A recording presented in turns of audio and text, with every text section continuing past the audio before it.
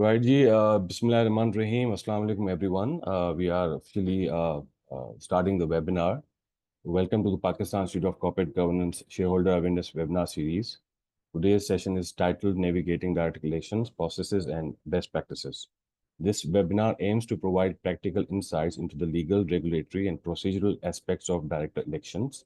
Transparent and effective direct election processes are a cornerstone of sound corporate governance and shareholder empowerment. The discussion will focus on understanding the legal and regulatory framework that governs director elections, along with the eligibility criteria and nomination process for board candidates. It will also cover voting methods and procedural guidelines, emphasizing the importance of ensuring transparency and fairness throughout the election process. In addition, strategies for shareholder engagement and effective communication will be explored to help enhance participation and build trust in the governance process. My name is Ghazan Khan, and I serve as Manager Governance at PICG. PICG is committed to promoting best corporate governance practices in Pakistan with a strong focus on board effectiveness, gender diversity, and shareholder rights. Initiatives like today's session aim to enhance awareness and contribute to stronger governance systems across the corporate sector. We are honored to have two distinguished speakers with us today. Mr. Shehzad Azhar Khan, who is joining in a bit, Registrar of Companies, Securities and Exchange Commission of Pakistan. Mr. Khan has over 25 years of expertise in corporate governance, finance, and regulatory enforcement. His notable achievements include contributing to Pakistan's exit from the FATF grey list and receiving the Tamgha Imtiaz for his efforts in anti-money laundering. At SECP, he oversees company registration and statutory compliance, playing a key role in shaping Pakistan's corporate regulatory landscape. We have another panelist, Mr. Mohammad Junaid Khalid, who is Unit Head, Corporate Affairs Department, Pakistan Stock Exchange. He's a seasoned corporate governance professional with over 15 years of experience in regulatory compliance, corporate secretarial practices, and strategic growth. Since joining PSX in 2017, he has played a key role in the exchange divestment and self-listing process and served on its arbitration appellant panel. He is also a regular contributor to industry publications on corporate law and regulatory matters. Today's session, we will begin with a presentation by Mr. Mohammad Junaid Khalid and followed by a short question and answer if time allows. After that, Mr. Shehzad Azhar Khan will deliver his presentation. After both presentations, we will have a general question and answer session with our panelists. Participants are encouraged to submit their questions in the chat box, including their name, designation, and organization, and to ensure the questions are relevant to the topic. Without further delay, let us begin with Mr. Mohammad Junaid Khalid. Junaid Khalid, sir, over to you, sir.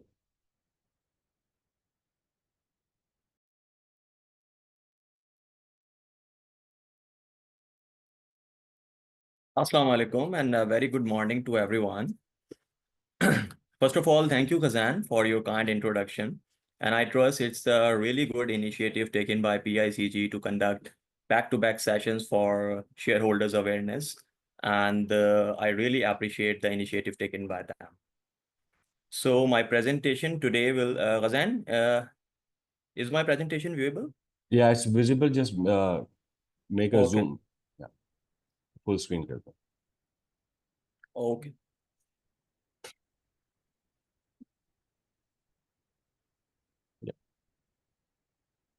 Yeah. So it is visible now? Yes. Yes. So my presentation today will cover the key disclosures that are required to be made to PSX for directors election. Besides, we'll also see how can the companies handle contested elections or disputes in a fair and transparent manner. And we'll also shed light upon the preferred method of elections. So let's begin with the key disclosures that are required to be made to PSX with regard to directors election. So first of all, as the participants might be aware that after the fixation of the size of the board, which has to be done at least 35 days before the election, the notice of the journal meeting has to be disseminated via POCAS at least 21 days before the journal meeting. अच्छा, इसमें मैं यहाँ पे ये चीज़ highlight कर दूं कि जो प्रोसेस होगा इलेक्शंस का वो शहजाद साहब चूंकि एसईसीपी को रिप्रेजेंट कर रहे हैं तो he would be covering in detail the process of the elections. I would be primarily focusing on the PSX's side, which is the listed which is the regulator of the listed companies, मैं उस पर ज़्यादा focus कर रहा हूँ। तो अब हम बात करते हैं सबसे पहले नोटिस ऑफ जनरल मीटिंग की। इसमें जो सबसे ज़्यादा जो इशू हमें देखने में आया है अब तक, वो ये है कि जो नोटिस ऑफ जनरल मीटिंग है, जो न्यूज़पेपर वर्जन है, कंपनीज वही अपना वर्जन जो है वो पुकास पे भी जो है वो पोस्ट कर रही होती हैं। अब इसमें इशू ये आता है कि जो प्रॉक्सी फॉर्म है या जो आपको डॉक्यूमेंट्स रिक्वायर्ड होते हैं फ्रॉम द कंटेस्टेंट्स, वो आप प्रॉपरली डिस्प्ले नहीं कर रहे होते हैं on the पुकास notice.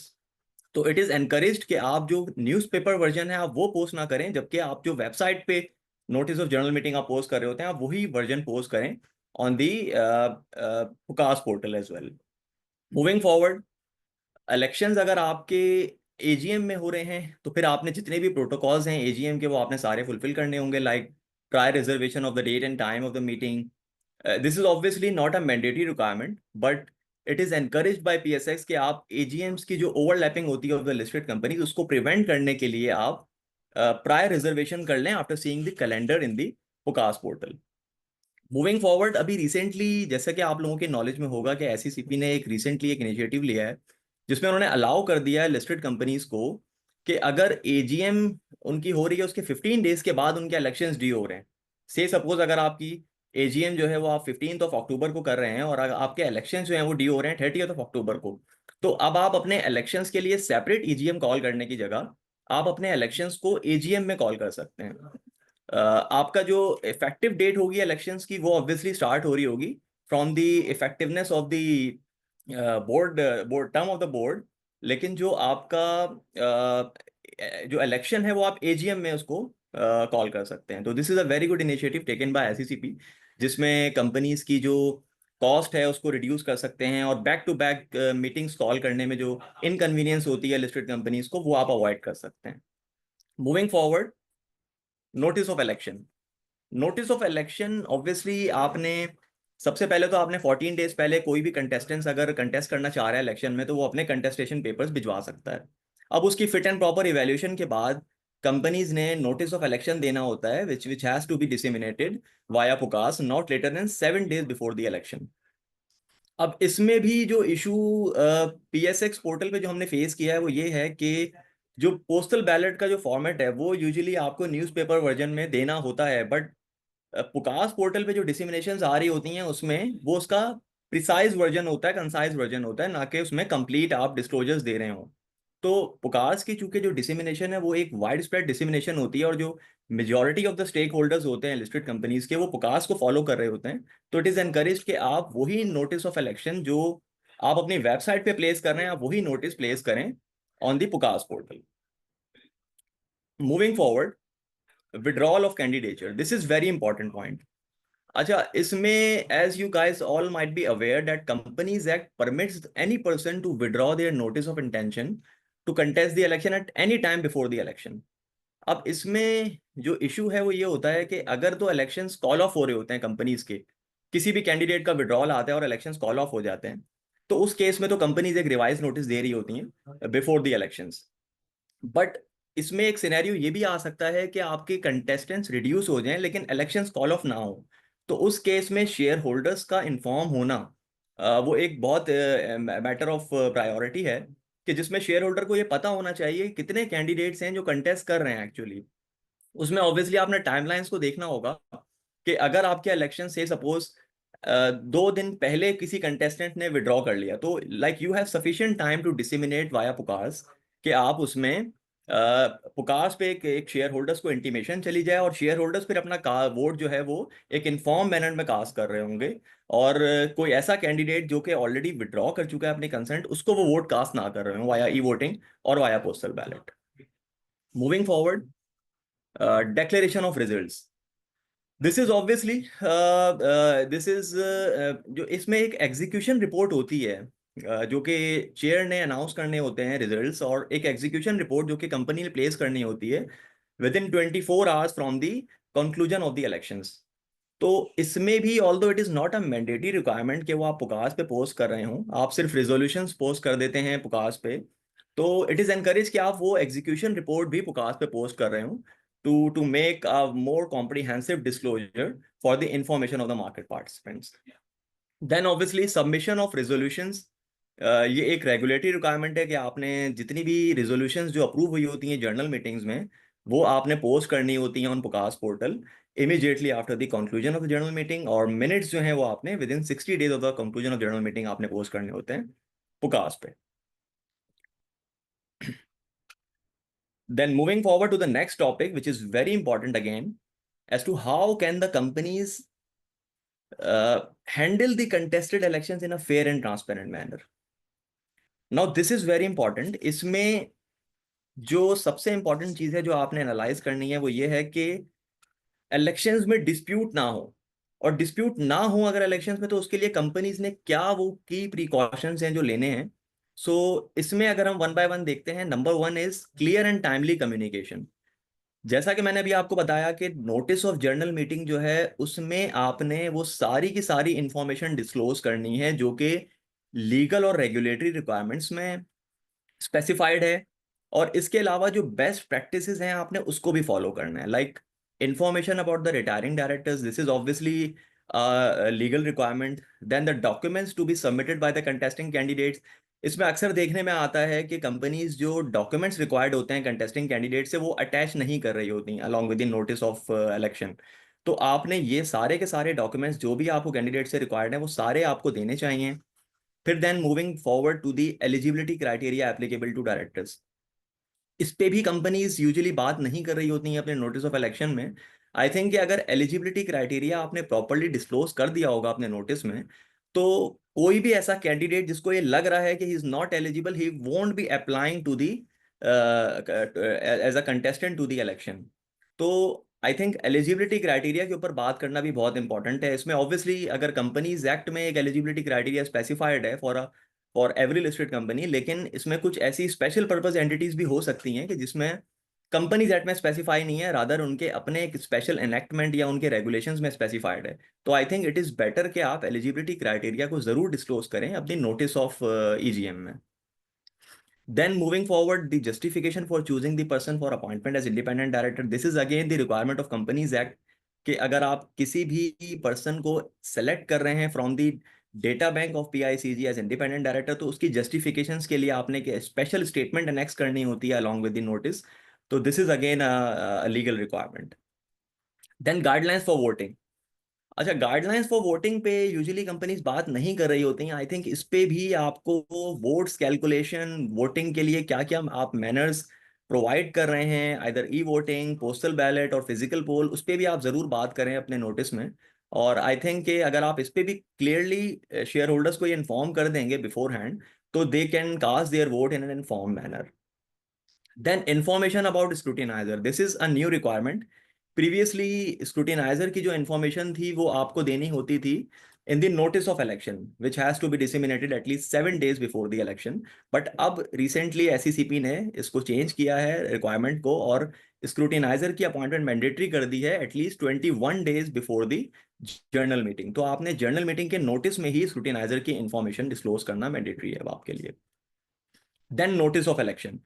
Notice of election में भी आपको जो डिस्क्लोजर्स हैं वो number one obviously the names of contesting candidates. जो भी कैंडिडेट्स आपके कंटेस्ट कर रहे हैं इलेक्शन में, आपको उनके नाम डिस्क्लोज करने होंगे.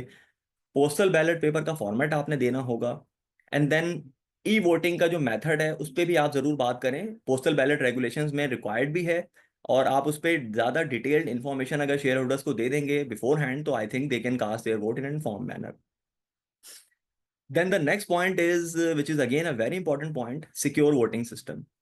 अच्छा, इसमें ये समझने की ज़रूरत है कि एक मिसकंसेप्शन है इंडस्ट्री में आई थिंक, कि जिसमें कंपनीज ये समझती हैं कि जो उनका एग्जिस्टिंग शेयर रजिस्ट्रार है उसी को उन्होंने e voting service provider appoint करना है, which is not the case actually. E voting service provider आप पोस्टल बैलेट रेगुलेशंस की कंप्लायंस के हिसाब से आप अपॉइंट कर सकते हैं. और like you have to see कि जो जो भी शेयर रजिस्ट्रार एक सिक्योर सिस्टम ऑफर कर रहा है in compliance with the requirements of the postal ballot regulations, आप उसको अपॉइंट कर सकते हैं, which is again other than your share registrar.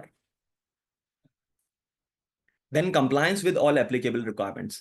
This is again obviously a very important requirement कि जितनी भी आपकी legal और regulatory requirements हैं आपने उसको fulfill करना है with regard to board elections.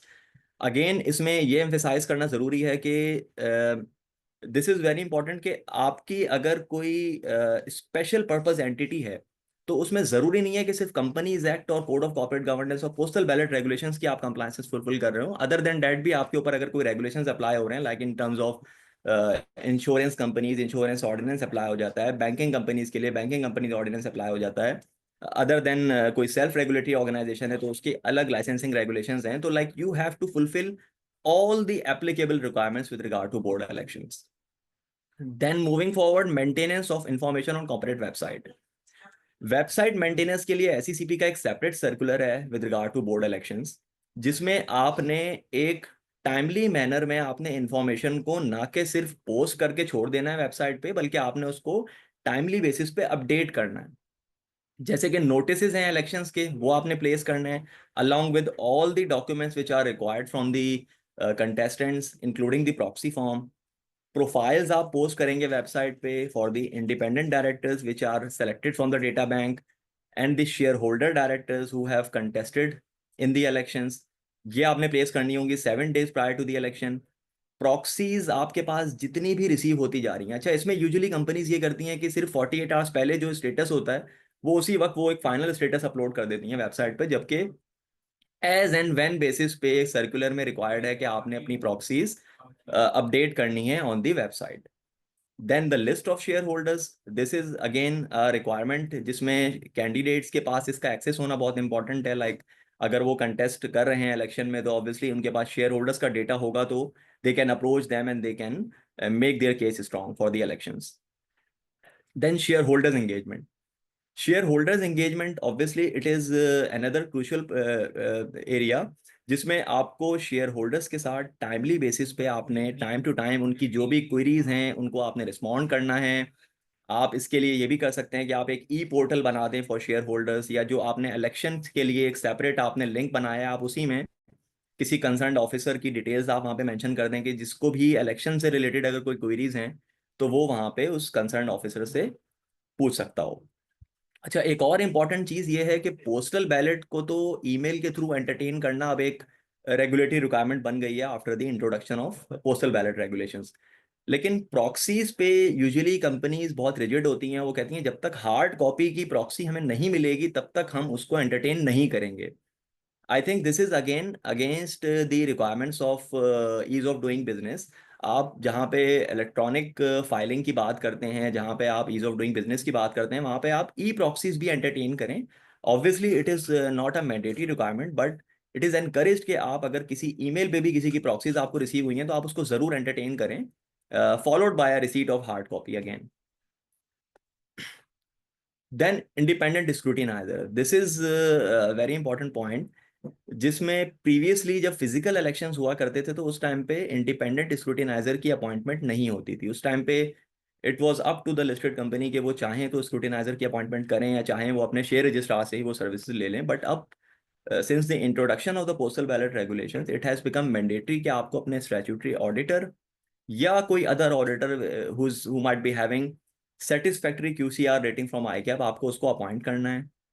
और उनके जो रोल्स हैं, प्रीवियसली वो वोटिंग प्रोसीजर्स तक लिमिटेड थे, insurance of his presence at a time of unblocking of votes by the chair, या वोट काउंट्स ऑब्जर्व करने या डुप्लीकेशन वोट्स या इनवैलिड वोट्स को मैनेज करने के लिए था। बट अब चूंकि रोल्स इन्हेंस कर दिए हैं एसईसीपी ने स्क्रूटिनाइजर के, तो अब जो आपके नॉमिनेशन पेपर्स कंपनीज के पास आ रहे हैं for the with regard to the contestants, तो उनकी भी वैलिडेशन आपको स्क्रूटिनाइजर से करानी है।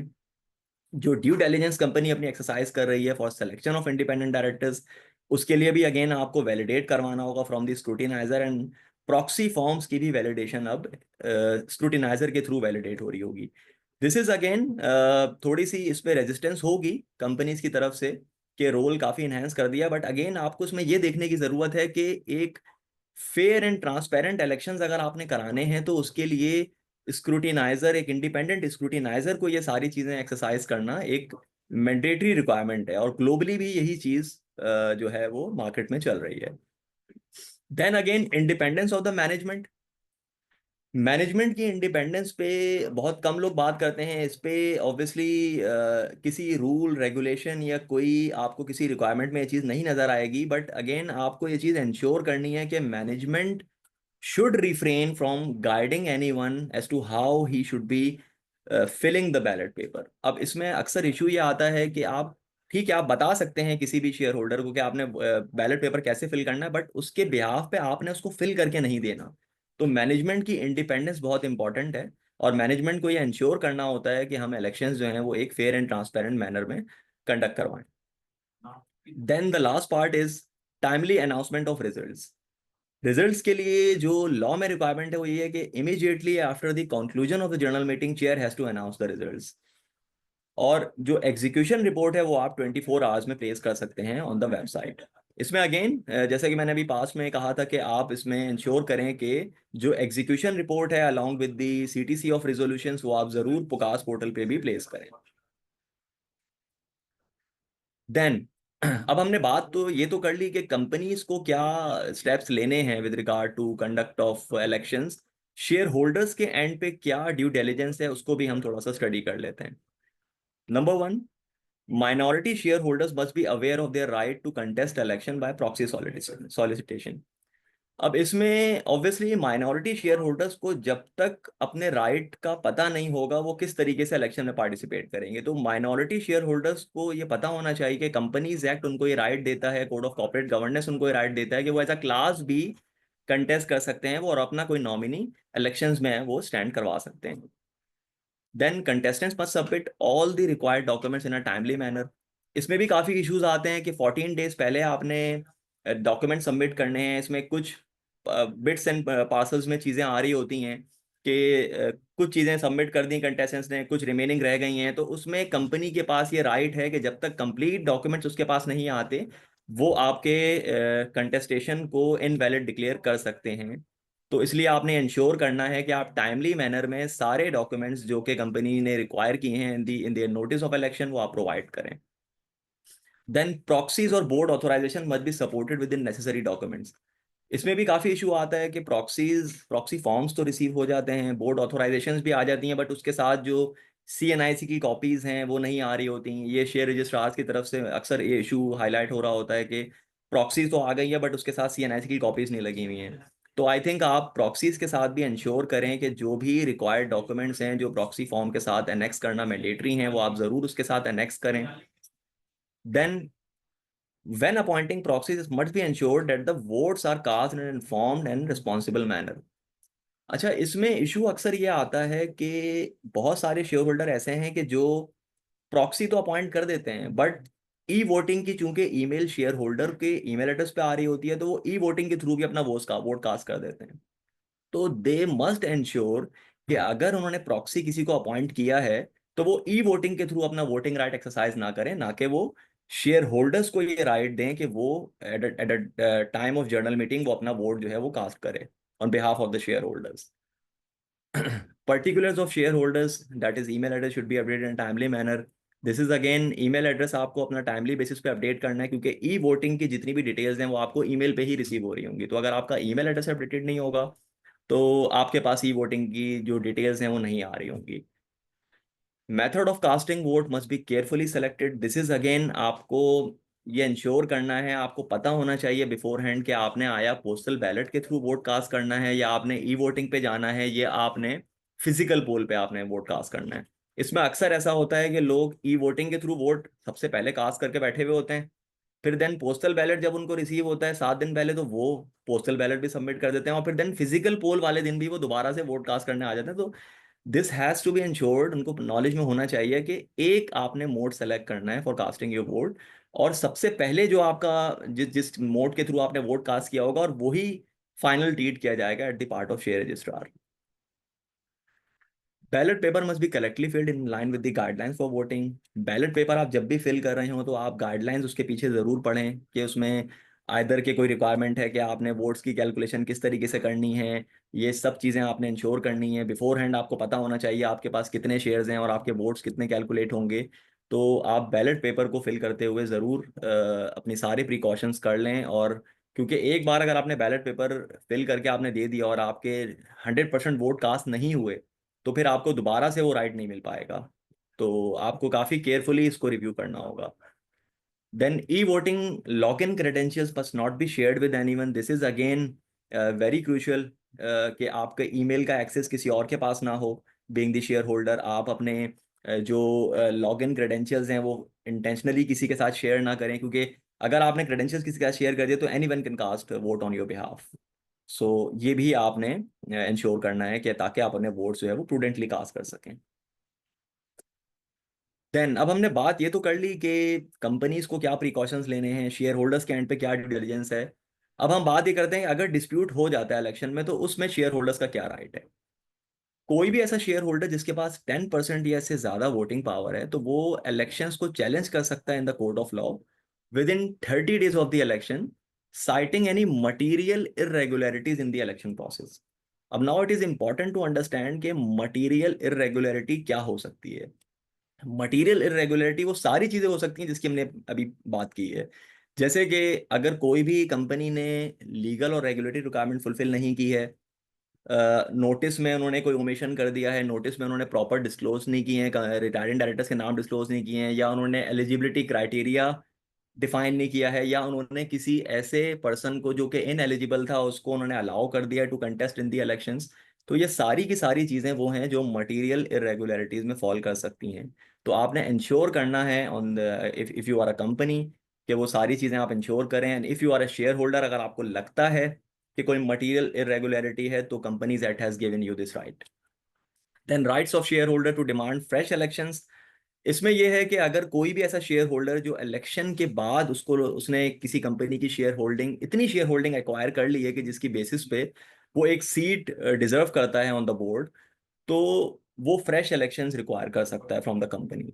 और इसमें ऑब्वियसली सिक्योरिटीज एक्ट ये कहता है कि जो number of casual vacancies create हुए हैं after their acquisition that are not sufficient, तो only then he can demand for the fresh elections. Then the last topic for today's presentation is preferred method for voting.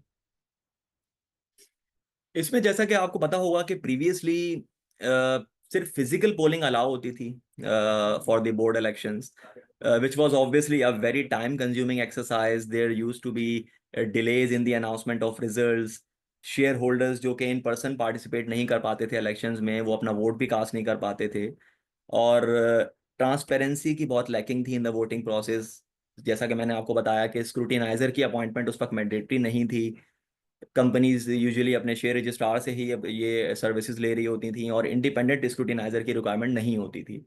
Space के भी issues होते थे। तो previously जब physical polling होती थी उसमें काफ़ी इश्यूज फेस करने पड़ते थे लिस्टेड कंपनीज को। But now with the mandatory provisions of postal ballot and e-voting for the listed companies, voting process has become more streamlined. It has increased the shareholders participation, it has improved accessibility, and obviously it has enhanced transparency in the overall voting process.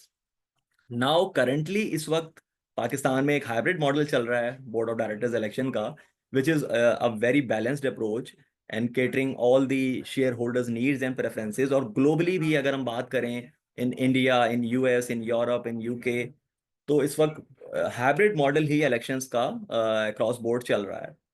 लेकिन अगर हम ये देखते हैं कि with enhanced participation of share holders through virtual voting, physical polling, SECP may consider eliminating the physical polling eventually, making it more streamlined and accessible. So that's it for today.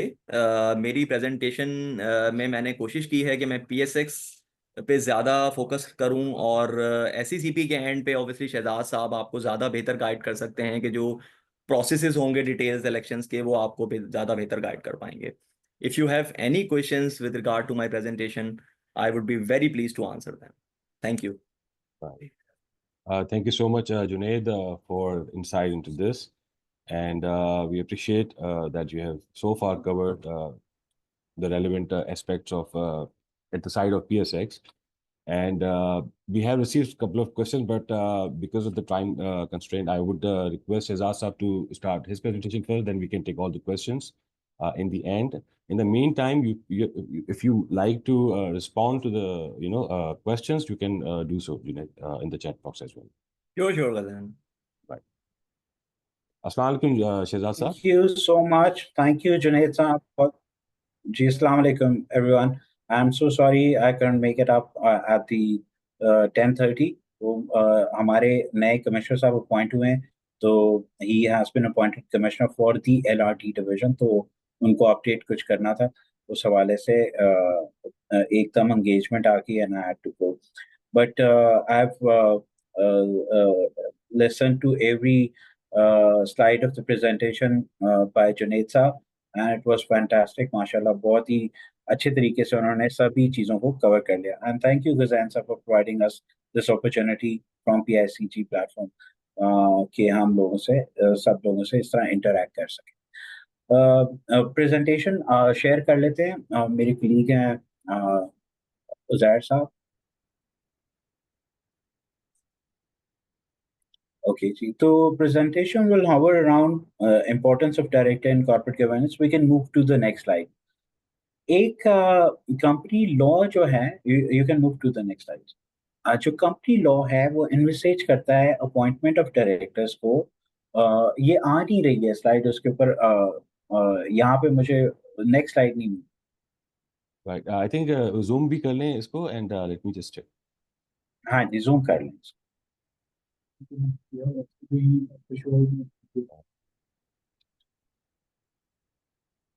नहीं, यहाँ पे नहीं.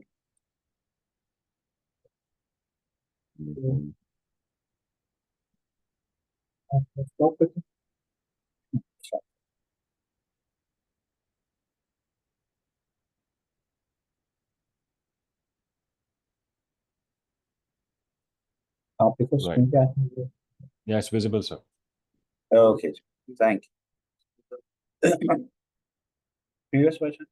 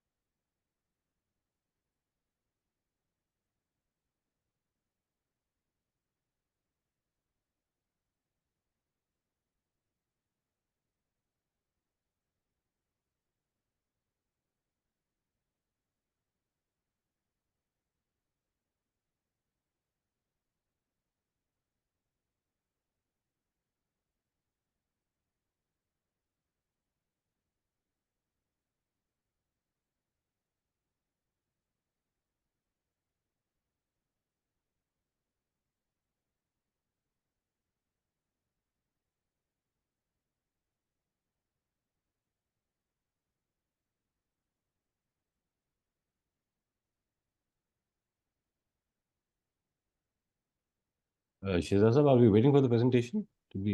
जी, मैं उसको अपलोड करना चाह रहा हूँ. थोड़ा सा शायद यहाँ पे कनेक्टिविटी का इशू है जिसकी वजह से ये अपलोड नहीं हो पा रही, मतलब उसके ऊपर डिस्प्ले नहीं हो पा रही.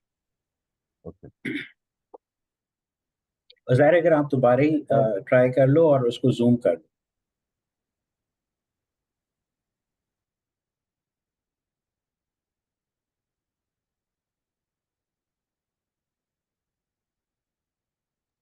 That looks fine, sir. We can proceed. Is it good to go जी? ठीक है. ओके, तो हम डिस्कस कर रहे हैं जी legal provision on how to be appointed और to be coming on the board of director of a company under the companies act. तो ये 5 तरीके हैं जी. Company act envisages 5 different type of criteria or different type of sections under which you can become the director of an entity. The first and foremost is election of directors, which is envisaged under section 159 of the Companies Act. अभी हमने इसके ऊपर थोड़ा सा touch upon भी किया है, further भी इस पे बात करते हैं. The second one is related to casual vacancy, कि अगर कोई शख्स इलेक्शन के बाद रिटायर हो जाएं, बाय एनी वर्च्यू रिमूव हो जाएं, उनकी डेथ हो जाए या फिर वो खुद से रिजाइन कर दें, तो ऐसी सूरत में कैजुअल वैकेंसी क्रिएट होती है। तो फिर कैजुअल वैकेंसी के through board of director can appoint the casual vacancy. Third तरीका अगेन है 162 का। एक सवाल भी है हमारे पास उस्मान साहब का कि जी कैसे अगर फ्रेश इलेक्शन कॉल करें तो बोर्ड कैसे डिसॉल्व होता है। तो जो 162 का क्राइटेरिया है वो एग्जैक्टली वही है जो 159 का। 162 सिर्फ एनेबलिंग प्रोविजन है कि आपका मैंडेट क्या है to call the fresh election जी। इसमें तरीकाकार यही है कि फ्रेश इलेक्शन कॉल करने के लिए आपके पास रेक्विजिट मेजॉरिटी का वर्ड इस्तेमाल किया गया है to come on the board. For example listed company है, तो लिस्टेड कंपनी के अगर 7 डायरेक्टर हैं तो 14% इज रफली द एक डायरेक्टर को कम से कम 14% वोटिंग पावर चाहिए होती है, यानी 14% of the total voting power के साथ एक शख्स आ सकता है। तो इस तरह से आप कैलकुलेट करते हैं बाय वर्च्यू ऑफ करंट जो भी कॉम्पोजिशन ऑफ बोर्ड होती है, वहां से आप उसकी एलिजिबिलिटी क्राइटेरिया करते। Once the eligibility of that person who has requested for the fresh election, the criteria will be same as envisaged in 159 कि वही 35 दिन का पहले आप नंबर फिक्स करेंगे and then you carry on with the notice of AGM और फिर बाकी सारा प्रोसेस इसी तरह है जैसा जुनेद साहब की स्लाइड्स में हमने डिस्कस किया। तो उसके बाद 162 में अगर जब भी होगा तो डिसॉल्व बोर्ड उसी वक्त हो जाएगा जब नया बोर्ड आएगा। ये बात याद रखें, चाहे बोर्ड की कभी भी टेन्योर खत्म हो रहा हो तो board will always continue unless the new board is constituted.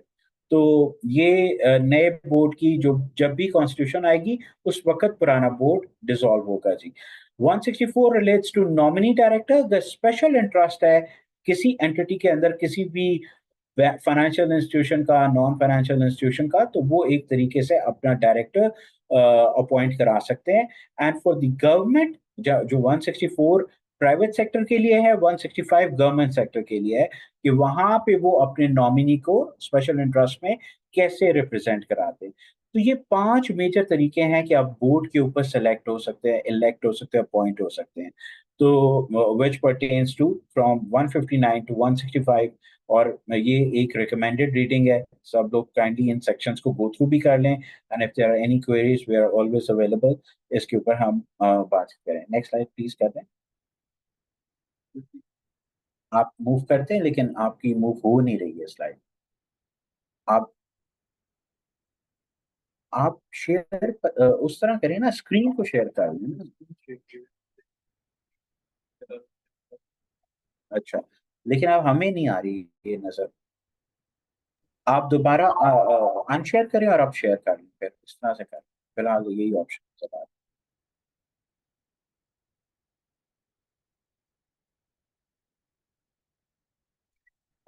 Resign आपके पास है, अगर आप रन थ्रू कर सकें kindly. Sure, sir.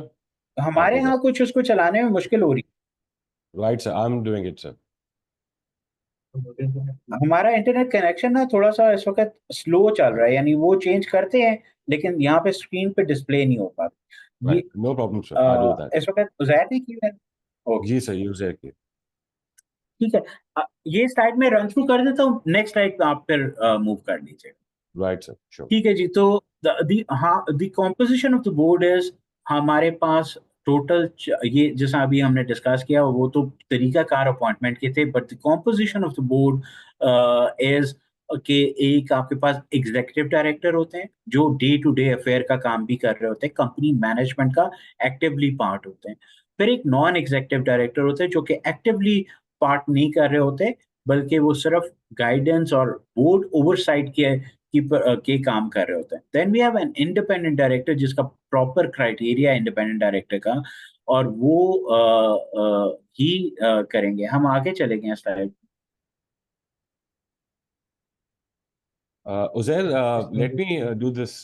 Let me share the screen. If you stop the screen, I'll share the screen. मेरा connection he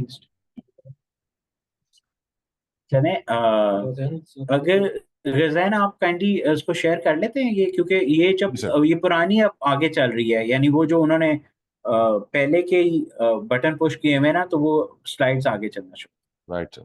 On it.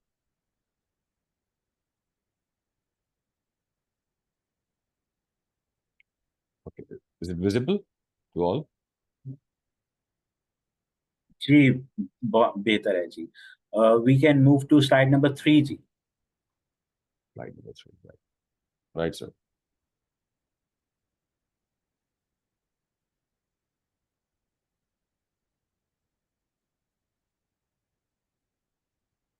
This one, sir? आगे आगे चलते हैं. हाँ जी, ये था और इसका आखिरी यही एलिमेंट था नॉमिनी डायरेक्टर का जो हमने डिस्कस किया which is relating to section 164 and 165 जो कि स्पेशल इंटरेस्ट को डील कर रहा है जी. Then we have fit and proper requirements ये एनवसेज हो रही है सेक्शन 153 के अंदर, जहाँ पे हम कंपनीज एक्ट ये स्पेसिफाई करता है कि कौन ऐसे लोग हैं जिनको आप डायरेक्टर के तौर पे कंसिडर ही नहीं कर सकते. वो ineligible person that includes minors or a person of unsound mind, undischarged, insolvent, bankrupt, person barred by the law or court for from the directorship जी. इसी तरह convictions and misconduct अगर आप देखें any person convicted or offense involving moral turpitude or fraud, corruption under NAB ordinance, they are disqualified under section 172.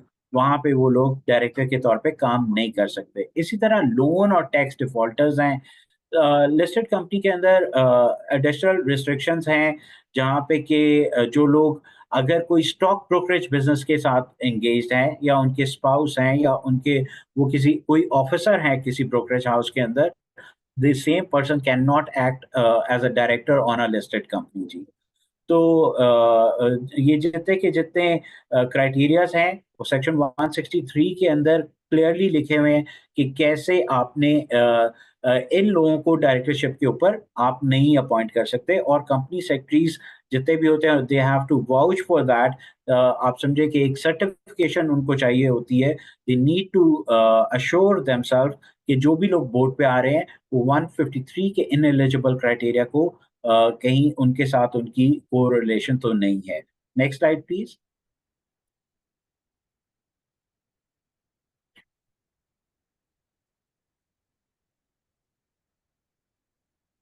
Ji next slide please. Yes, sir. Okay जी, तो minimum board size जो है वो private limited company के लिए 2 है, public company के लिए 7 है. जी आगे चला गया, वापस ठीक लाना है. पड़ेगा पिछली स्लाइड. जी, सर. थैंक यू जी. अनलिस्टेड पब्लिक कंपनी के लिए 3 रिक्वायरमेंट है, पब्लिकली लिस्टेड कंपनी के लिए 7 की रिक्वायरमेंट है. Sorry, sir. ये हो गया, sir. डिजाइन Is अब वो there? अच्छा Yeah. अच्छा वापस आना है जी हमें. Board composition in this one, this slide. नहीं जी पीछे जी. Okay. हाँ जी ये दिस वन है जी. Then the This one? Public interest companies यहाँ पे एसओई का क्राइटेरिया है. The public interest companies are dealt under section 155 और उसमें उन उनका क्राइटेरिया है जी. This is the one. अच्छा जी. Then we have this gender diversity. अभी हमने जिक्र किया था सब लोगों का कि एग्जीक्यूटिव डायरेक्टर हैं, नॉन एग्जीक्यूटिव हैं, नॉमिनी हैं और इस तरह से. But there is one independent director है. एक मैंडेटरी रिक्वायरमेंट है पब्लिक इंटरेस्ट कंपनी के लिए कि उनको एक फीमेल डायरेक्टर. अच्छा ये नहीं है कि ये फीमेल डायरेक्टर अलहदा से कहीं से कैटेगरी है. इन्हीं कैटेगरीज में से कोई एक जगह पे फीमेल डायरेक्टर होंगी. मतलब कि एग्जीक्यूटिव डायरेक्टर्स में भी हो सकती है, नॉन एग्जीक्यूटिव में भी हो सकती है, इंडिपेंडेंट में भी हो सकती है या नॉमिनी में भी हो सकती हैं. तो बट जेंडर डाइवर्सिटी के लिए one director should be female director जी. उसके बाद कंप्लायंस विद कॉम्पोजिशंस है तो ये आपको 164 के तहत 154 के तहत इसको कंप्लाई करना है. Same goes with the corporate governance regulations. वहां पे भी ये सारी रिक्वायरमेंट लिस्टेड कंपनीज के हवाले से हैं जी. For the public interest companies और ये फिर कंपनीज एक्ट में फॉल करता है कि वो इंश्योर करें. Please sir next slide.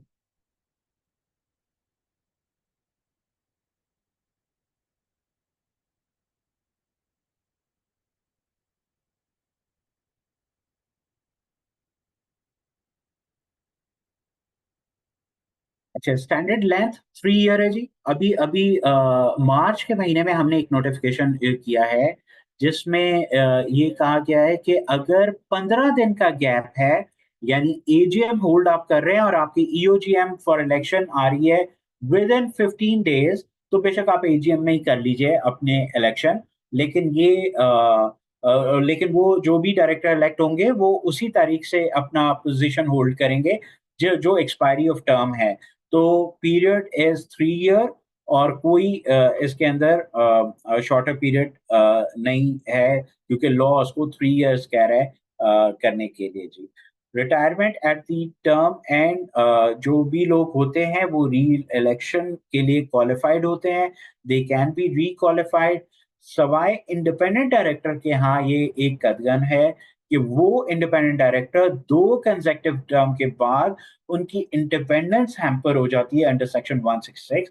Otherwise कोई भी कैटेगरी, एग्जीक्यूटिव डायरेक्टर की कैटेगरी, नॉन एग्जीक्यूटिव डायरेक्टर की कैटेगरी, नॉमिनी की कैटेगरी, उसमें कोई ऐसी बंदिश नहीं है कि वो दोबारा किसी टर्म्स की मियाद है उसके ऊपर। लेकिन सिर्फ इंडिपेंडेंस क्योंकि हैम्पर होती है, इस वजह से इंडिपेंडेंट डायरेक्टर के लिए एक ये रिक्वायरमेंट है कि they can not for after continuous 2 terms they can not hold election for the third term. और holding office until successors are elected, ये अभी डिस्कस कर लिया, 162 के पैराए में भी कर लिया। और इस इधर भी यही बात है कि जब तक नई बोर्ड कॉन्स्टिट्यूट नहीं होगी, पुरानी बोर्ड अपना काम को जारी रखेंगे, because company is managed under section 183, company is managed by the board of directors. If they are not there then no management is there. तो ऐसा नहीं हो सकता, they have to perform their duties unless the successors are elected. और timely election की duty है कि अगर फर्ज कर लें कि ये कोई ऐसे इम्पेडिमेंट्स आ रहे हैं कि इलेक्शन टाइम पे नहीं हो पा रहा, कोई डिले एक्सपेक्टेड है, तो आपको 45 डेज अर्लियर रजिस्ट्रार को एक इम्पेडिमेंट रिपोर्ट जमा करानी है जी। और उन उन उनके फिर आपने उनको ये इम्पेडिमेंट रिपोर्ट करनी है।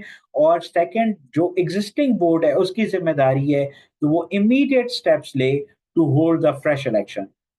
तो पुराना बोर्ड इम्पेडिमेंट रिपोर्ट तो कर देता है, लेकिन immediately they have to comply with the requirements to hold the election of director। और 158 सबसेक्शन 4 के अंदर पावर है रजिस्ट्रार के पास कि फिर वो डायरेक्शन भी इशू कर सकता है, अगर उसको समझ आ रही है कि ये डिले हो रहा है, वो चाहे कि मेंबर की रिक्विजिशन पे करे या सो मोटो कर दे, he can direct the company to hold the fresh election। Next slide please.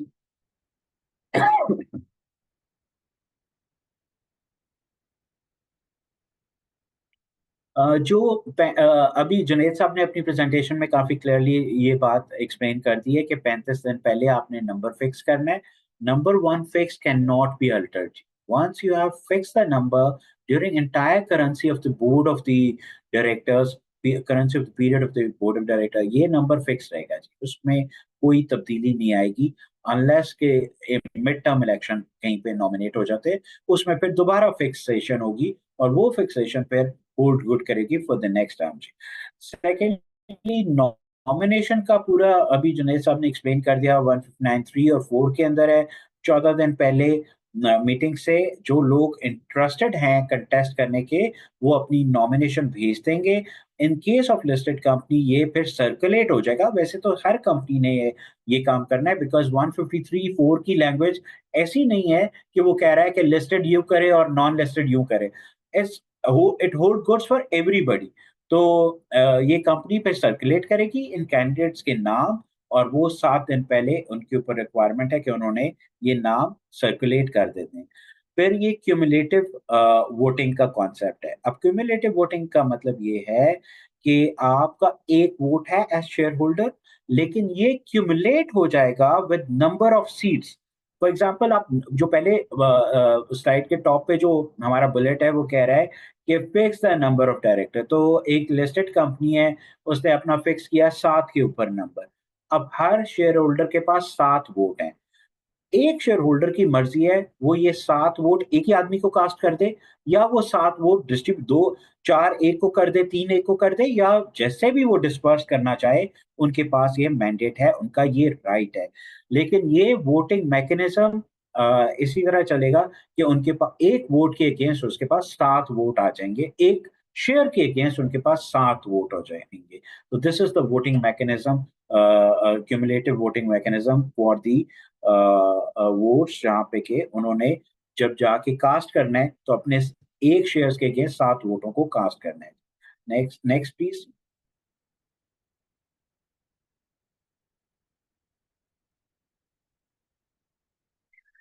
Ballot process जी, बैलेट पेपर छपेंगे, सीक्रेट बैलेट पेपर, उस पे कैंडिडेट के सारे नाम होंगे। उस कैंडिडेट्स के नामों के अगेंस्ट हम एक स्लाइड आगे मूव कर गए जी। I I made a previous slide जी now. थैंक यू, बहुत शुक्रिया, थैंक यू। तो ये सीक्रेट बैलेट के थ्रू आप करेंगे, चेयरमैन ओपन करेंगे, बैलेट पेपर्स हैंड ओवर किए जाएंगे, और फिर बैलेट की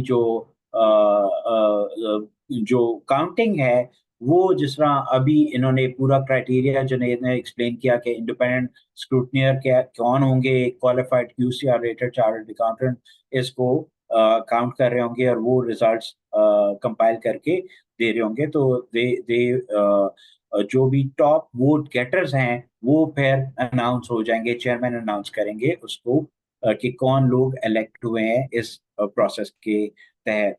जो पोस्ट इलेक्शन फॉर्मेलिटीज हैं वो दैट इंक्लूड्स के आप फॉर्म 9 फाइल करें। अब जिस तारीख को ये हो गए हैं इलेक्ट, इनका आप इलेक्शन के ऊपर जो भी डेट थी वो लिख के आप रजिस्ट्रार को वो कर देंगे कि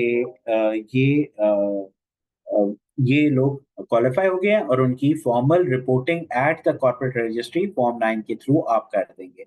सब्सिक्वेंटली कोई कैजुअल वैकेंसी आएगी तो casual vacancy board of director appoint कर सकते हैं विद इन 90 डेज। उनके पास ये पावर है कि वो अपनी कैजुअल वैकेंसी को फिल कर लें। अच्छा, एक सूरत हाल समटाइम ये हो जाती है कि वो कैजुअल वैकेंसी ऐसी हो जाती है कि कोरम ही टूट जाता है, लेकिन ये बात याद रखें, कैजुअल वैकेंसी को फिल अप करने के लिए कोरम की रिक्वायरमेंट नहीं है। quorum can be constituted. Quorum is not valid for only casual vacancies. Next, ji, please next slide कर दें।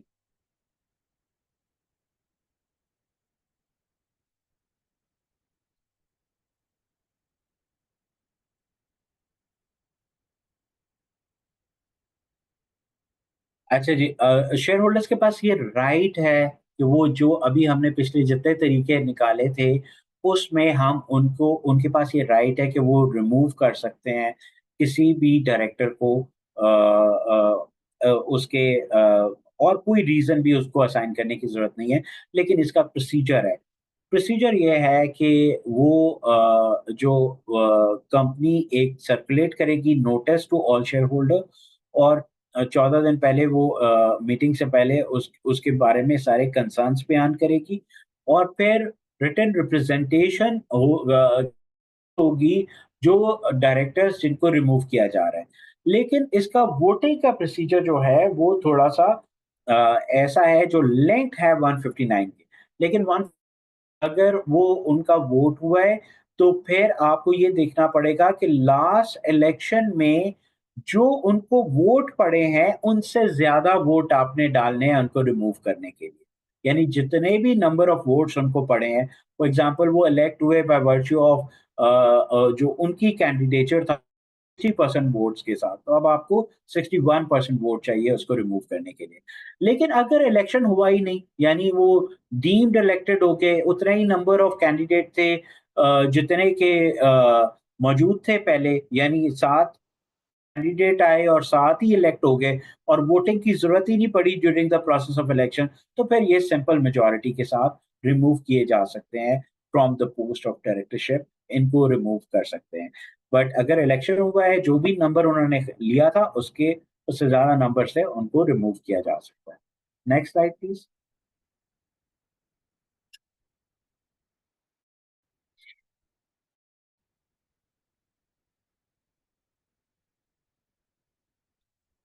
नॉमिनी डायरेक्टर हमने डिस्कस कर लिया है, ये स्पेशल इंटरेस्ट के लिए है, जहाँ पे स्पेशल इंटरेस्ट होगा। इंडिपेंडेंट डायरेक्टर और 165 गवर्नमेंट के लिए। जो इंडिपेंडेंट डायरेक्टर है उसका क्राइटेरिया गिवन है। देखिए, इंडिपेंडेंट डायरेक्टर ये नहीं है कि इंडिपेंडेंट डायरेक्टर कोई इलेक्शन का क्राइटेरिया है, लेकिन अपॉइंट होने का कोई क्राइटेरिया नहीं है। अपॉइंट इंडिपेंडेंट डायरेक्टर ने उन्हीं 5 तरीकों से होना है, 159 के अंदर जाके होना है। चाहे वो नॉमिनी के तौर पे ही उसको गवर्नमेंट के प्रोसीजर से हो रहा है, लेकिन उसकी क्वालिफाइंग क्राइटेरिया सेक्शन 166 के अंदर लिखा हुआ है कि उन्होंने कैसे, फॉर एग्जांपल, आपको एम्प्लॉयमेंट में नहीं होना चाहिए ड्यूरिंग लास्ट 2 इयर्स। आप इमीडिएटली, आपका कोई बिजनेस रिलेशनशिप नहीं होना चाहिए, मेजर बिजनेस रिलेशनशिप नहीं होना चाहिए। इसी तरह कोई क्लोज रिलेटिव आपका उस कंपनी में डायरेक्टरशिप की पोस्ट पे ना बैठा हो, क्लोज फैमिली टाइज ना हो प्रमोटर्स के साथ या डायरेक्टर्स के साथ, तो या सिग्निफिकेंट शेयर होल्डर्स के साथ। तो इस तरह ये 166 एक कंप्लीट क्राइटेरिया बताता है जो जो इंडिपेंडेंट डायरेक्टर नहीं हो सकते हैं, जो इंडिपेंडेंस ऑफ डायरेक्टर को हैम्पर कर देता है एक्चुअली। तो उसके 166 का सबसेक्शन 3 है जिसको कि डिटेल से पढ़ना ज़रूरी है, और वहाँ पे आपने देखना है कि वो इंडिपेंडेंट डायरेक्टर कैसे क्वालिफ़ाई कर रहे हैं, कैसे वो मीट कर रहे हैं रिक्वायरमेंट को। और बाकायदा ये भी इम्पोर्टेंट एलिमेंट है कि इंडिपेंडेंट डायरेक्टर आपने सिलेक्ट करना है पीआईसीजी के रजिस्टर ऑफ इंडिपेंडेंट डायरेक्टर से, जो कि वो मेंटेन करते हैं, जिन्होंने डीटीपी कोर्स किया होता है, और वो अपने आप को एलिजिबल करा लेते हैं for the post of independent director. तो वहां से आपने उनको इलेक्ट करा। द बैलेटिंग प्रोसेस अभी हमने जी ने, हाँ, आगे जी। अच्छा जी, इलेक्शन ऑफ इंडिपेंडेंट डायरेक्टर हमने कवर कर लिया जी। इंडिपेंडेंट डायरेक्टर डाटा बैंक अभी इसको भी डिस्कस कर लिया है कि एससीपी ने ऑथराइज किया पीआईसीजी को, वो डाटा बैंक मेंटेन करते हैं। और regulation 2018 of manner and selection of independent director suggest करता है कि आपने वहीं से इंडिपेंडेंट डायरेक्टर आपने पिक करना है।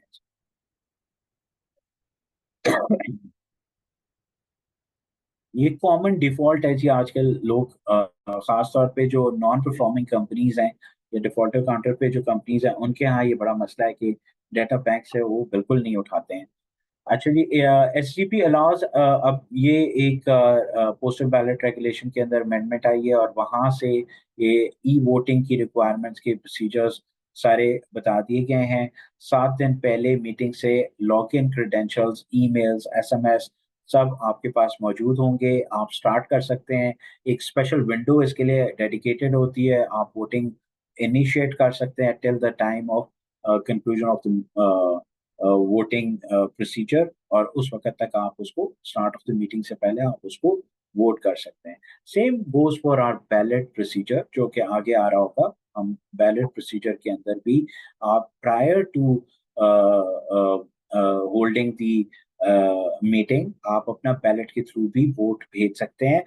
ख़्याल यही रखना होता है कि जिस तरह अभी जुनैद साहब ने इसमें एक चेकलिस्ट दे दी है कि अगर आपने कोई प्रॉक्सी नॉमिनेट की है, तो ये ना करिए कि डिजिटल वोटिंग कर रहे हैं या फिर बैलेट की वोटिंग कर रहे हैं साइमल्टेनियसली। उन चीज़ों को ख्याल रखें। Next sir. Video conference participation Junaid साहब ने कवर कर लिया हुआ है। अगर कोई भी शख्स ये कहे कि 10% या उससे ज़्यादा का शेयर होल्डर किसी भी शहर में ये चाहे कि वहाँ पे वीडियो कॉन्फ्रेंस फैसिलिटी मौजूद हो, तो वो सारी की सारी वहाँ पे होगी। एक रिकमेंडेड रीडिंग मैं आपको सजेस्ट करूँगा, हमारा एसआरओ 905 है ऑफ 2023। ये पोस्टल बैलेट रेगुलेशन है, और दूसरा हमने एक गाइडलाइन पूरी नई डेवलप की है, और एफएक्यूज फॉर डिजिटल इलेक्शन। ये अभी इसमें एक प्रपोजल और भी है जो कि करंटली कंसल्टेशन में है, लेकिन एट प्रेजेंट ये एफएक्यूज और डिजिटल लोकेशन है। जब इंशाल्लाह हम ये स्लाइड्स आपके साथ शेयर कर रहे होंगे, तो ये गाइडलाइन और ये एफएक्यू मैं गुजैन साहब से रिक्वेस्ट करूंगा कि सारे पार्टिसिपेंट के साथ एक दफा शेयर कर लें। काफी अच्छी इंफॉर्मेटिव रीडिंग है, खास तौर पे जो लोग कंपनी सेक्रेटरीज हैं उनको बहुत ही फायदा पहुंचेगा फॉर द एंटायर प्रोसेस। तो ये एफएक्यूज और गाइडलाइंस हम आपको ईमेल पे भी शेयर कर रहे होंगे जी। नेक्स्ट जी।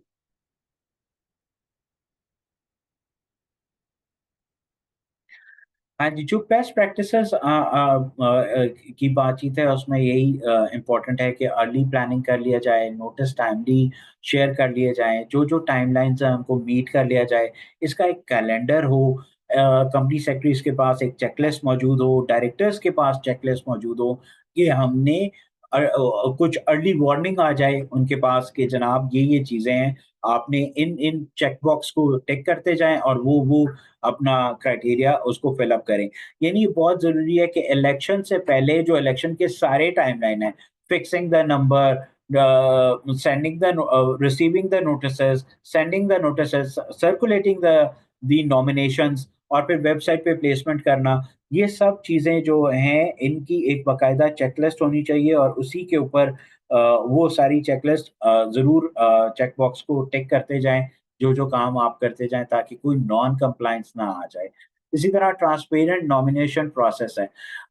देखिए अभी एक सवाल भी आया हमें, मेरे ख्याल है फैसल साहब थे या एक साहब थे जिन्होंने ये कहा कि आप कैसे इंश्योर करते हैं कि जो अ, अ, अ, कैसे आप इंश्योर करते हैं कि जो प्रीसेट उनके नॉमिनेशंस हैं वही इलेक्ट ना हो जाएं। रिस्क मिटिगेशन हमारे क्या मैकेनिज्म है? मैं आपको ये बात बताना चाहता हूँ, ये है मेजॉरिटी का right to elect the directors. ये नहीं हो सकता कि मिनॉरिटी इलेक्ट कर दे सारे बोर्ड को। भाई उन्हीं का राइट है, उन्हीं की कंपनी है, उन्होंने ही इलेक्ट करना है। हाँ, हम ये देख सकते हैं कि इंडिपेंडेंट डायरेक्टर के अंदर कैसे ट्रांसपेरेंसी लाई जा सकती है। आज की तारीख में actually independent director selection of the majority है।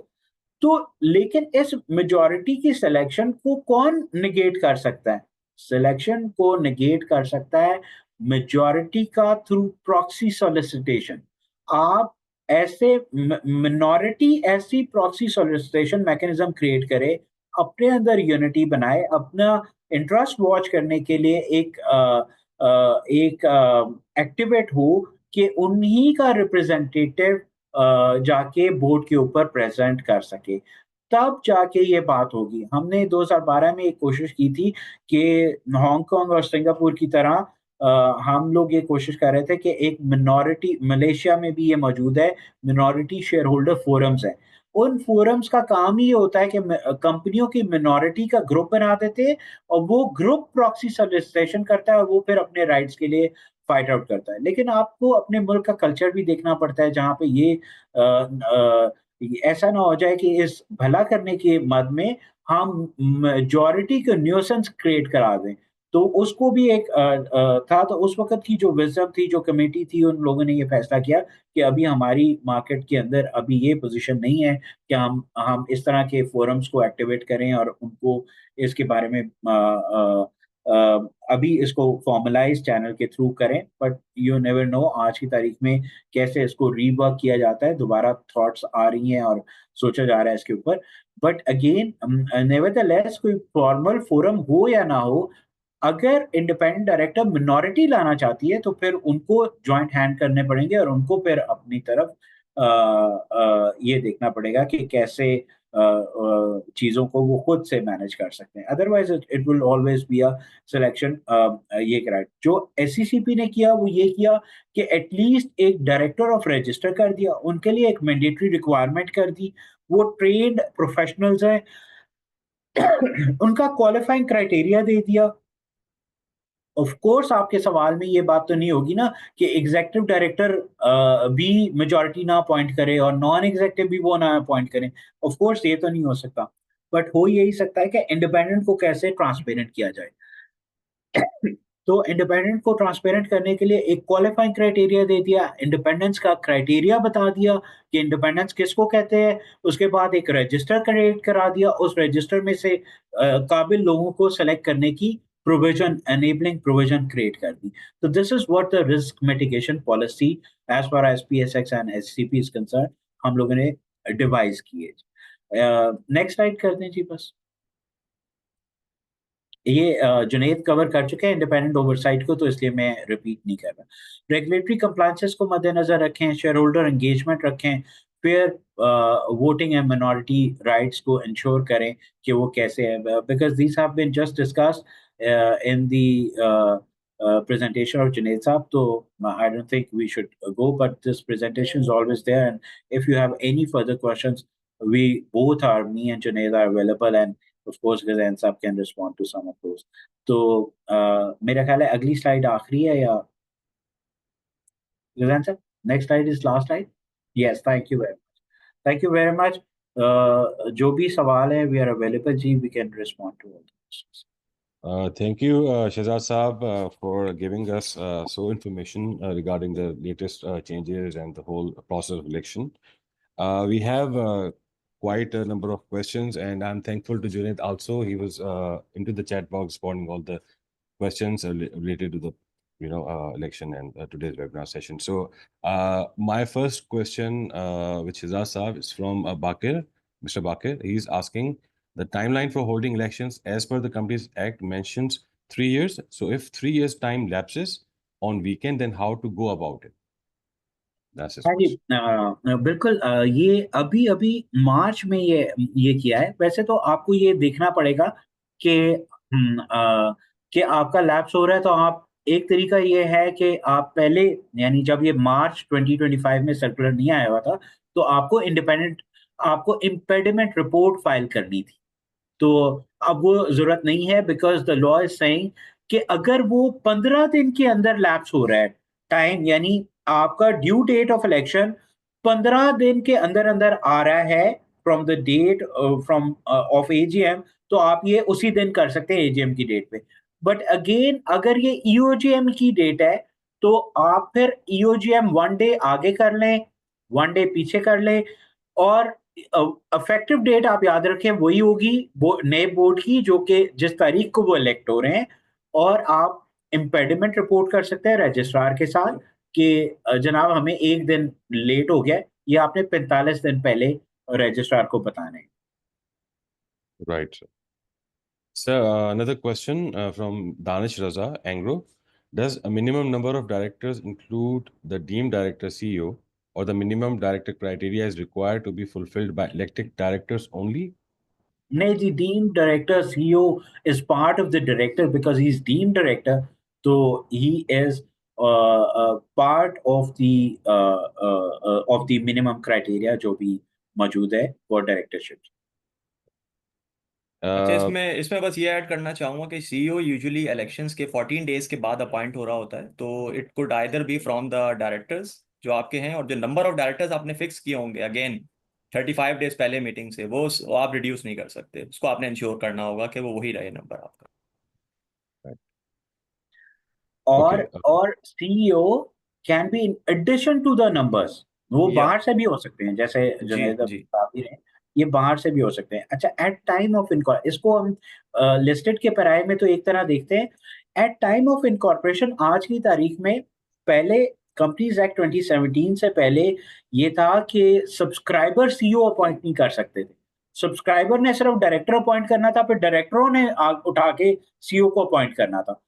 Eight exactly time of incorporation for private limited companies आज की तारीख में sponsors at time of incorporation अपना सीईओ साथ ही अपॉइंट कर लेते हैं, be it the same person from the directors they have appointed, और be it the other person जो कि वो आउटसाइड ऑफ द डायरेक्टरशिप है, यानी in above over and above of the number of directors. Danish Raza has raised a question. He's basically raising a hand. So let me just unmute him so that he can post a question. Ji, Danish Raza, please, you can ask the question. Can you hear me, Shehzad साहब?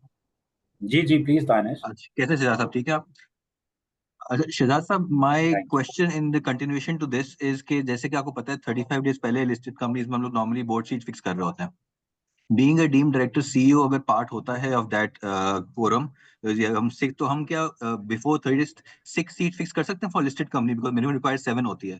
अगर हम election में मतलब 7 seat fix करते हैं, but एक हम लोग नॉन एग्जीक्यूटिव डायरेक्टर या एग्जीक्यूटिव डायरेक्टर होते हैं अदर डायरेक्टरशिप के अंदर, तो 6 नहीं इलेक्टेड एंड 1 डीम्ड, तो कैन दिस नहीं कॉम्पेयर टू नहीं बोर्ड नहीं क्राइटेरिया फॉर दानिश, 7? नहीं नहीं, आप देखिए मिक्स कर रहे हैं ना, सीईओ की जी जी अपॉइंटमेंट को डायरेक्टर की अपॉइंटमेंट से मिक्स कर रहे हैं। जी जी डायरेक्टर जी। तो फिर अपॉइंट करें ना यार उसको, ऐसे हाँ नहीं नहीं, कर। but CEO by virtue of law is a deemed director. Whoever the CEO is gonna be, he's gonna have a seat on the board being a deemed director, right? By law. हाँ, तो वो तो लेकिन यानी कि इस board का part होंगे ना? दानिश भाई वो नए बोर्ड का प्रोग्रेटिव है, उसने नया सीईओ ओके। अपॉइंट कर, वो तो जी जी ठीक पुराना है। अब आप कैसे कर सकते हैं ना, वो तो उन्होंने करना है उसमें। इलेक्शन में तो जी जी 7 लोगों को इलेक्ट कराना है ना, आपने लिखा है कि 7 लोगों, आपने नंबर फिक्स किया है 7 पे, और लॉ आपको कह रहा है कि आपने 7 करना है। तो जी जी बिल्कुल। हम जो जिस कॉन्टेक्स्ट में मैंने आपको जवाब दिया था ना, वो ये जी जी कॉन्टेक्स्ट नहीं जी था कि नंबर फिक्स करके उसको कराएं। मैं ये कह रहा था कि मिनिमम नंबर 7 है, 6 प्लस जी 1 बनता है जी जी 7। यस जी, जी जी 6 प्लस 1 7 बनता है जी। सही है। यानी सीईओ प्लस 6 डायरेक्टर बनते हैं जी 7। ठीक है, लेकिन आपने 7 डायरेक्टर इलेक्ट कराने हैं जी। 7 डायरेक्टर इलेक्ट कराने ही हमने ना, राइट। ठीक है ना जी, मिनिमम रिक्वायरमेंट है ठीक है, उसकी कोड ऑफ कॉर्पोरेट गवर्नेंस की। तो फिर राइट। आप कोर्ट से नॉन कंप्लायंस हो जाएंगे ना जी। दैट दैट तो दैट वुड आपको मीन यू के have to in any get him case elected. उसको लिस्टेड कंपनीज के सीईओ को अंदर इलेक्ट करा 7+1 लीजिए, होंगे। हम्म। सीईओ को इलेक्ट करा लीजिए उसको फिर आप। और ये बात याद रखें ना, पिछला बोर्ड तो, ये जो आपका पिछला वाला सीईओ है, जो पिछले बोर्ड ने सीईओ अपॉइंट किया हुआ है, he will again be elected. इसका भी तो एक टर्म है ना, तो इसमें भी तो नए बोर्ड का प्रोग्रेटिव होगा कि वो उसको अपॉइंट करेगा। पुराने बोर्ड का सीईओ नए बोर्ड का सीईओ नहीं होता है sir. Right. Sir, we can move on with another question. We have received question from Mr. Zuhaib. He's asking independent directors can only hold office for 6 years. That is 2 terms of 3 years? Question mark. Is that the हाँ case, sir? जी। हाँ जी। इसमें गजैन I think मैंने answer Yeah. इनको दे दिया था ऑलरेडी। Right. 3 टर्म्स की रिक्वायरमेंट है फॉर ऑल कंपनीज, और for public sector companies 2 terms की जी रिक्वायरमेंट है, लेकिन आफ्टर लैप्स जी of 1 term they can again be considered as independent director. Right. हाँ So जी। there's अच्छा, इसमें मैं एक छोटी सी बात ऐड कर दूं कि अगर ये 6 ईयर आपने नहीं करना सर, इसको 6-9 ईयर नहीं करने, इसको आपने टर्म कहना है, क्योंकि अभी हमने एक सर्कुलर किया है जिसमें हमने लफ्ज टर्म को डिफाइन किया है। टर्म का मतलब है कि फर्ज करें आप आप टर्म के दौरान में 2 बंदे हो गए, कैजुअल वैकेंसी क्रिएट हुई। कैजुअल वैकेंसी में 1.5 साल एक बंदे ने डायरेक्टरशिप एंजॉय की है, 1.5 साल कैजुअल वैकेंसी क्रिएट हुई, 1.5 साल दूसरे बंदे ने की है। अब दोनों की टर्म 3 साल के लिए पूरी हो गई है सर। यानी दोनों टर्म ले गए हैं ये वाली। तो अब ये वाला बंदा टर्म के साथ रिलेट करता है, यानी इसको चाहे वो 6 दिन के लिए भी डायरेक्टर आया है, उसकी पूरी टर्म काउंट होगी। It's not about 6-9 years, 6 years और 9 ईयर, इट्स अबाउट टर्म। तो टर्म 2 टर्म्स हैं पब्लिक सेक्टर के लिए, 3 टर्म है लिस्टेड कंपनी के लिए। 3 टर्म पूरी हो गई, चाहे आपने 9 साल नहीं पूरे किए, आप कैजुअल में थे, आप जो भी थे, लेकिन 3 टर्म आपके पूरे हो गए, तो बस अब आप इंडिपेंडेंट नहीं है। आप कूल ऑफ पीरियड दीजिए, कूल ऑफ पीरियड के बाद फिर आप कर सकते हैं अपने आप को relies. right. Sir, we have question from Suhaib Rashid. Can shareholder ask again for casting vote on the day of election if his/her willing candidate withdraw his/her contestation before elections? Like a day or 2 days before, if someone has withdrawn and someone has already casted the vote in his favor or her favor, so is it eligible, or it would be he would be getting again a chance to vote? I think that's what नहीं he's देखें, अगर उसने vote अपना cast कर दिया है तो फिर उसका वोट दोबारा से उसको राइट नहीं मिलेगा कास्ट करने नहीं के लिए। मिलेगा। अगर उसने कैंडिडेट ने विड्रॉ कर लिया तो ऑब्वियसली उसके वोट्स फिर जो null है and वो void. एलिमिनेट हो जाएंगे। जी बिल्कुल। Right. So we have a question from Mr. Mohammad Tufail. Can the director of unlisted brokerage company, not active business of brokerage, become the director of listed company? अच्छा, नहीं brokerage हो सकता। House के लिए नहीं हो सकता। सेक्शन 153 जो है उसमें बड़ा क्लियरली ये लिखा हुआ है कि कोई भी ऐसा बंदा जो एंगेज है in the business of brokerage, either a shareholder, director, or sponsor of a corporate brokerage house cannot become a director of a listed company. Even spouse के साथ जी, जी, स्पाउस भी even अगर even even with spouse, yeah. Right. So we'll take one question from Mr. Mohammad Usman. He has raised his hand, so I'm allowing him to. Ji Usman sir, please quickly you can ask the question. Thank you गजैन साहब। Sir मेरा सवाल ये था कि during the term of the existing board, अगर all shareholders agree कि जी हमने नंबर ऑफ डायरेक्टर्स इंक्रीज करने हैं आफ्टर द इलेक्शन, तो इसका कोई क्राइटेरिया है कि क्या दोबारा इलेक्शन री इनिशिएट किया जा सके और नंबर ऑफ डायरेक्टर्स को बढ़ाकर दोबारा नए डायरेक्टर्स अपॉइंट किए जा सके? प्रोसेस समझाना। Not at all, sponsor. No ways. Number is fixed. During the currency, उन्होंने उसी नंबर पे रहना है। ये नंबर इंक्रीज नहीं हो सकता। ये मौकरी बन जाएगी भाई, ये तो फिर बार बार वो हर कोई ये तो जैसा असेंबली की मुद्दत ही पूरी नहीं हो रही, फिर उसकी किसी की पूरी नहीं होगी मुद्दत, तो इसको बिल्कुल रिस्ट्रिक्ट किया गया है। देखते ये हैं कि इसकी यूटिलिटी कितनी है फॉर द लिस्टेड कंपनी। हम लोग अभी प्रोसेस में हैं जिसमें कंपनीज एक्ट को रिवैम्प करने का इरादा रखते हैं। उसके अंदर ये बातें देखने की ज़रूरत है कि किस प्रोविज़न को किस टाइप ऑफ एंटिटी के साथ ज़्यादा सूटेबिलिटी है उसकी। फॉर एग्ज़ाम्पल ये बात बहुत अच्छी लग रही है फॉर लिस्टेड कंपनी, लेकिन आपकी मुझे सवाल से आपका दर्द महसूस हो रहा है कि भई मैं लिस्टेड अनलिस्टेड कंपनी हूँ, मेरे से क्या तुम्हारा लेना-देना? क्यों कंपनी एक्ट मुझे मना कर रहा है इसके अंदर?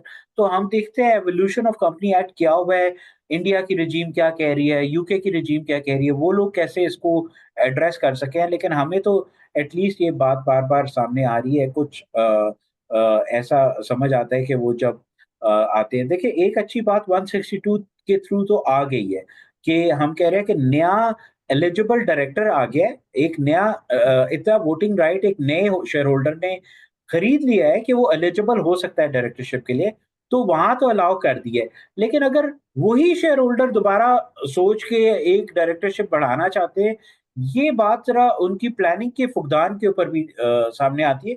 नेवरदलेस बिल्कुल इसको अगर फ्यूचर कंपनी एक्ट के अंदर कंसिडर किया जाए तो उसमें आप ज़रूर अपने कमेंट दीजिएगा जब वो कॉन्सेप्ट पेपर आता है। तो वो जो कि इरादा यही है कि नियर फ्यूचर में एक नया कॉन्सेप्ट पेपर आ रहा है for change in company act. तो देखते हैं वो कितने अरसे में पब्लिश होता है और फिर आपके उस पे कमेंट्स हों। Right.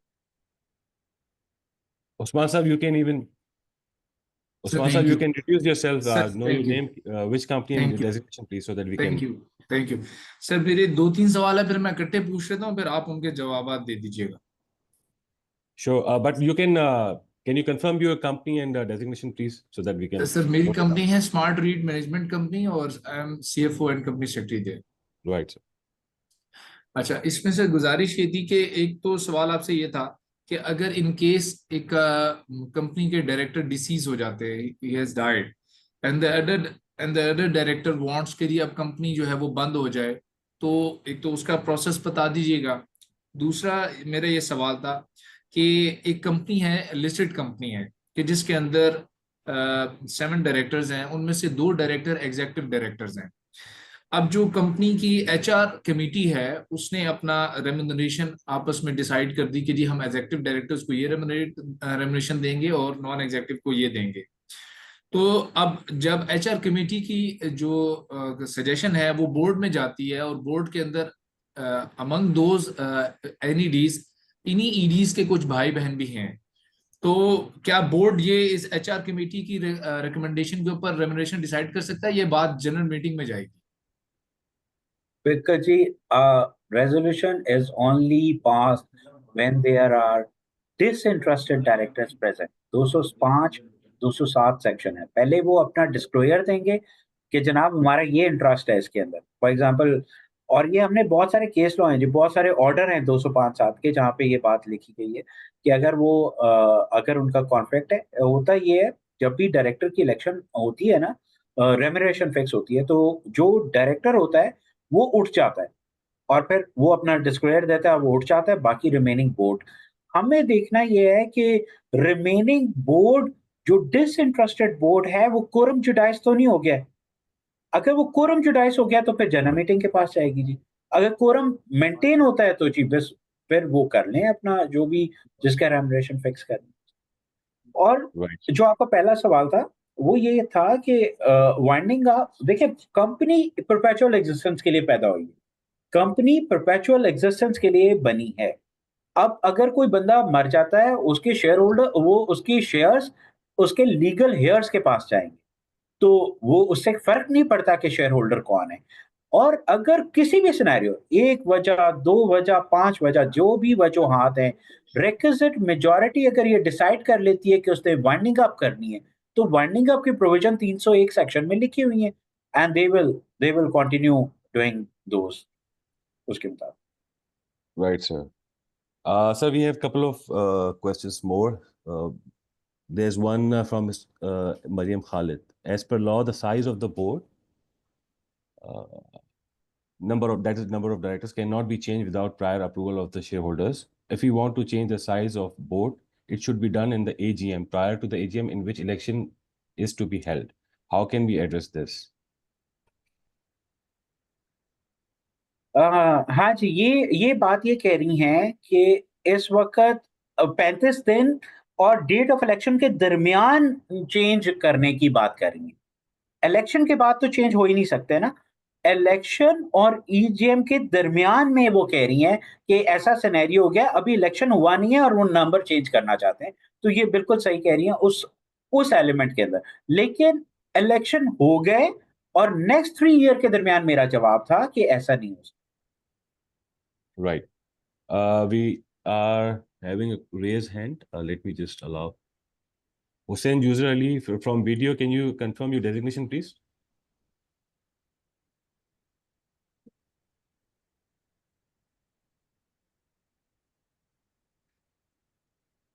Hello, can you hear me? Ji Hussein, please ask your Assalamu question. everyone.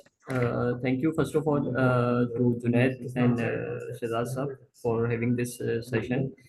Sir, Shehzad साहब, ये एक सवाल मेरा आपसे है।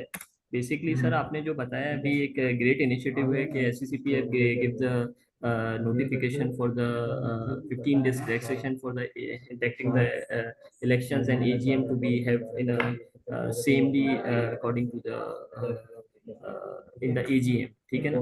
तो ये मुझे बताइए कि वो तो 15 डेज अगर आगे इन केस ऑफ अगर कोई है तो देन इन केस 15 डेज आपने आगे का लिखा है। अगर इन केस सर कोई ऐसा सिनेरियो आता है कि इलेक्शन मेरे पहले हैं, ठीक है, और AGM बाद में है, तो how could I what you call align both in same manner? इस पे थोड़ा सा रोशनी डालिए। Thank you. नहीं, हुसैन साहब, मैं शायद एक्सप्लेन नहीं कर सका। ये वही सिनेरियो है। देखिए, एक बात है कि ये लॉ पूरा मैकेनिज्म दे रहा है लेट इलेक्शन का। लेट इलेक्शन में आपने इम्पेडिमेंट करनी है और लेट इलेक्शन में इम्पेडिमेंट करके उस तारीख को इलेक्शन होल्ड कर लेना है। जैसे एक भाई ने सवाल पूछा, इतवार आ रहा था, सोमवार को करना है, तो इम्पेडिमेंट रिपोर्ट करें, सोमवार को कर लें। कोई लॉ की नॉन कंप्लायंस नहीं हुई 158 के तहत, आप ये कर सकते हैं।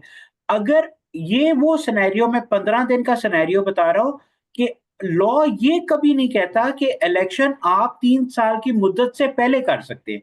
ये लॉ रिस्ट्रिक्ट करता है। तो ये वो सिनेरियो है। ये जो नोटिफिकेशन मार्च 25 का है, ये वो सिनेरियो है जिसमें आपका इलेक्शन और एजीएम के दरमियान डेट यानी अर्लियर डेट के ऊपर आपने कर लिया, यानी टेन्योर 3 साल पूरा नहीं हुआ, अर्लियर इलेक्शन होल्ड कर लिया। इलेक्शन होल्ड कर लीजिए, पोजीशन मेंटेन करिए, नए डायरेक्टर इलेक्ट हो जाएंगे, लेकिन वो इलेक्शन का जो उनकी इफेक्टिव अपॉइंटमेंट डेट होगी, वो तारीख होगी जब पिछला रिटायर हो रहा होगा डायरेक्टर। यानी वो चार्ज अज्यूम तब करेंगे जब बोर्ड का टेन्योर पूरा हो जाएगा। Right. We can move on with one another question. There's one from, it's basically not related to today's session, as he's saying. Naveedul Islam hai, he's asking what companies fall in SOE Act and what companies fall in Public Sector Corporate Governance Rules 2013. It's not related to today's discussion, but he has raised this. If someone wants to, I would request Junaid or Shehzad Saab. Public sector companies जो हैं वो SOE act के अंदर fall करती हैं और I think यही इनका क्वेश्चन था। जी। तो जितनी भी जो आपकी पब्लिक सेक्टर कंपनीज हैं उनको SOE एक्ट जो है वो आपने फॉलो करना है with regard to manner of board elections या कोई भी उनके जो मैनर्स हैं with regard to eligibility criteria of directors, उनको SOE एक्ट जो है वो फॉलो करना होगा। शहजाद साहब भी अगर इसमें कुछ ऐड करना चाहें। जी, एक्चुअली ये ऐसा है कि जो कंपनीज फेडरल ओन करता है, फेडरली ओन्ड कंपनीज के ऊपर SOE एक्ट नाफिज होता है। जो प्रोविंशियली ओन्ड कंपनीज हैं, उनके ऊपर अभी भी पब्लिक सेक्टर रूल्स ही अप्लाई होते हैं, जो 2013 के जो हमारे बाद में पब्लिक सेक्टर रूल्स हैं और पब्लिक सेक्टर कंपनीज हैं। तो basic differential between these two are कि वो जो फेडरल ओनरशिप के अंदर हैं, दे आर SOE कंपनीज, और वो जो भी क्राइटेरिया था वो डेफिनेशन उन्होंने इंपोर्ट ही की है पब्लिक सेक्टर रूल से। तो वही उनका control by virtue of control, majority share holding और व्हाटएवर जो भी उसके अंदर डेफिनेशंस हैं, 50% या उससे ज्यादा अगर उनका होल्ड होता है तो फिर वो Exactly. ऑब्वियसली उसमें fall But करेगा। that has to be owned by the federal government. Federal If government. it is federal government, तो SOE के तहत fall करेगा. If it is owned by provincial government, तो public sector rule apply. Gagan, if I may just add to that, ma'am. also, वो उसमें act में भी there's a defined clauses as to which companies are applicable. That is the overall clauses, and then there's some exclusions, and वो exclusions भी दिए गए हैं उसमें. So you can check it from the first second paragraph में पूरे applicability के clauses दिए हैं. Right. So I think we are done with the questions so far. If any other questions they have, and there's one we can take if panelists allow. Shahzad, can we take one more? This is the last one, I think. Yeah. Perfectly. So there's a question from Ahsan Nasir Saab. He requested. He's saying, can the CEO sign the resolution by circulation as a director? The CEO. Sorry, sir, can you come again, please? Ji. Can the CEO sign the resolution by circulation as a director? See, he's a deemed director, ji. So his vote will be counted as the vote of the board of directors always. Okay, right. So I think we are done with the questions so far, and we can take questions later on. I mean, through email, so we can ask our panelists, request them afterwards. So I'll move to conclusion of this session. Before we conclude, we would like to invite our esteemed speakers to share their closing remarks. Shehzad Saab, would you like to share your final thoughts on today's discussion? I'm so grateful to PICG. It was very lively session. Every participants were very lively, and it is evident from the stream of questions we have right on our screens. I'm so grateful to PICG. Junaid has been wonderful co-presenter, and thank you to all the participants. We look forward for future engagements of this kind, and we are always available for any responses to any queries. You can share our emails as well, Lisanne, and we can respond to the queries to participants of this session. Thank you very much. Thank you, Shehzad Saab. Yes, Junaid, thank we you, would Shehzad also Saab. appreciate your Yeah, thank you, Shehzad Saab and Ghazan. And obviously, I would like to appreciate again PICG for conducting this session. And I guess it has enhanced the participants' knowledge of board elections. And this was a very engaging session today. And I guess participants के सारी जो queries थी वो address हो गई होंगी appropriately. But still, if any queries unanswered, तो Ghazan आप email address से share कर सकते हैं. Sure. And thank you very much. I'll do that. Everyone. I thank you once again to our esteemed panelists for their valuable insights and to all participants for engaging in today's discussion. Before closing, I request everyone to turn on their cameras for a group photo. It's just a